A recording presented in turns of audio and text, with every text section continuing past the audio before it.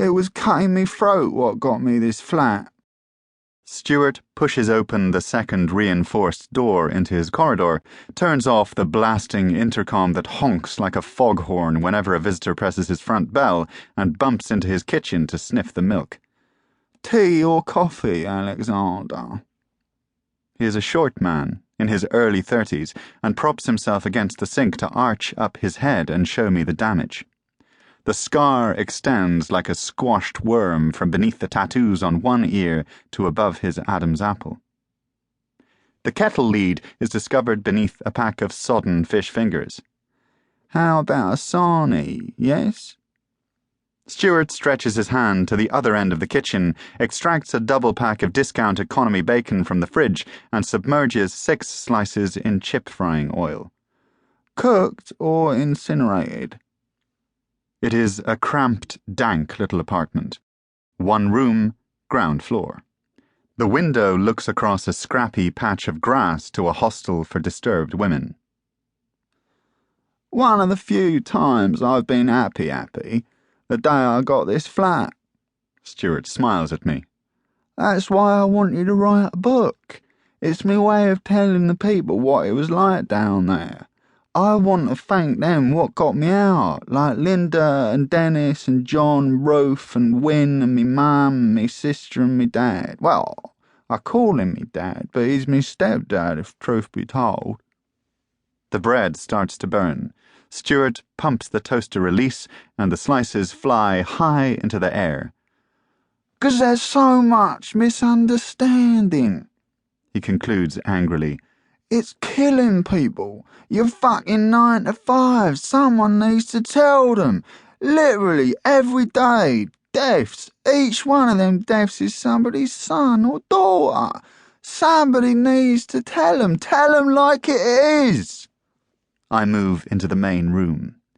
There is a single bed in the corner, a chest of drawers, a desk, sparse, cheap furniture, bought with the help of a government loan. Also, a comfy chair. I drop into it. It is not comfortable at all. I flop onto the sofa instead. A 1950s veneer side cabinet with bottles and pill cases on top is against the inside wall. And in the corner, a big screen TV standing on an Argos antique-style support.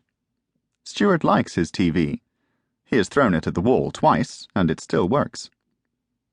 In return for a crate of Fosters, Stuart explains from the kitchen, "The bloke upstairs has promised to make me a James Bond mattress base that folds up against the wall, which will give me more room. It'll have big springs on either side what does the moving, and latches on the floor, because otherwise it's boing boing whoosh." Boing, boing, whoosh. Well, a bird's not going to be too happy if she suddenly finds her face squeezed against the plaster, is she?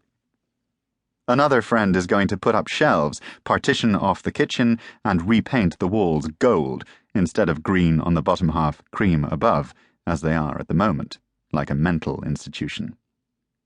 The man in the bedsit above is a cyclist, a short, bespectacled Scotsman whose legs hardly touch the pedals.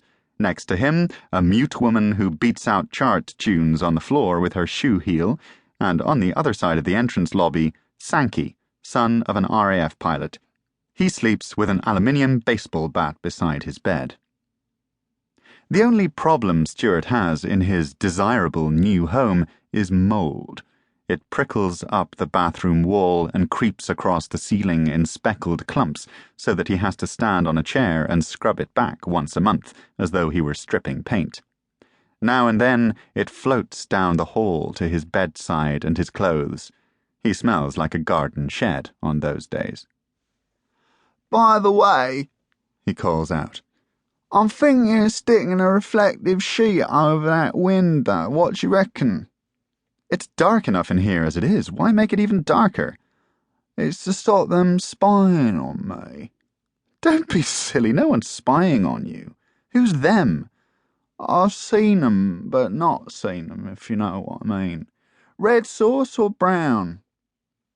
He is also going to block up the air vent above the freezer because there could be microphones secreted between the slats.